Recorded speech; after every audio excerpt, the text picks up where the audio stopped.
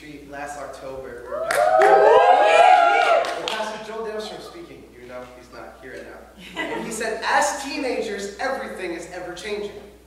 Fashions, trends, technology, everything is changing. And so I thought to myself, why? Why do we have to be ever-changing with the world when we be relentless and stand firm to God? By show of hands here, who is seen facing the giants? Alright, for those of you who haven't seen the movie or played football, there's something called a death crawl. And it goes a little bit like this. You get down on the balls of your feet and hands, and well, you crawl. But there's a small man on your back while you do it. And so in part of the movie, the coach grabs the captain, whose name is Brock, and he goes, I want you to give me your all. Can you do it? And he goes, well, Brock goes, well, I can go to the 30. And the coach says, no, I want you to give me your all. Give me your very best. Brock says, okay, I will. So he blindfolds Brock and he sets him down. And he pushes him off and he says, all right, come on, Brock, you can do it. Send me and give me your all. To a point where Brock gets tired, like every human being would. But coach kept pushing him. He said, come on, you can do it. You tell me you give me your all. It got to the point where Brock could not handle it anymore. And it was shaking right before his goal. And so the coach got down on the ground with him and said, 20 more steps. You told me you'd give me your all. 10 more steps. 5 more steps. Look up, Brock. You're in the end zone. See, he was hurting, and times got hard, and he still relentlessly pushed through the pain. There was also a man in the Bible who had tough times, but he was relentless, and that's Job. Now, Job had a pretty good life.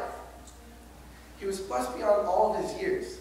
And then God and Satan had a meeting, and God goes, well, have you seen my faithful servant Job? And Satan will say, yeah, but you blessed him. If you took everything away, he would curse you. So God made a deal with him and said, you can take anything away from him besides his life. So Satan went off. In Job chapter 1, verse 2 and 3, he had 7 sons, 3 daughters, 3,000 camels, 1,000 oxen, 500 female donkeys, and he also had a large number of servants. And he was the greatest man among all the people from the east. So Satan went off and he took everything from him. His family besides his wife, his home, his wealth, and even to his health, to a point where he had boils on his skin that he had to scrape off with a stone. Ow! His friends heard of his misfortune and they came by to help like any good friend should. But they told him to repent because he was sinning. Job replied to one of them in chapter 13, verse 15 through 16, and says, even if God kills me, I have home in him. I will still defend my ways to his face. This is my salvation. The wicked cannot come before him. So even in hard times, he still relentlessly pursued God. And because of that, God doubled what he already had before. Now, that doesn't mean there aren't tough times today.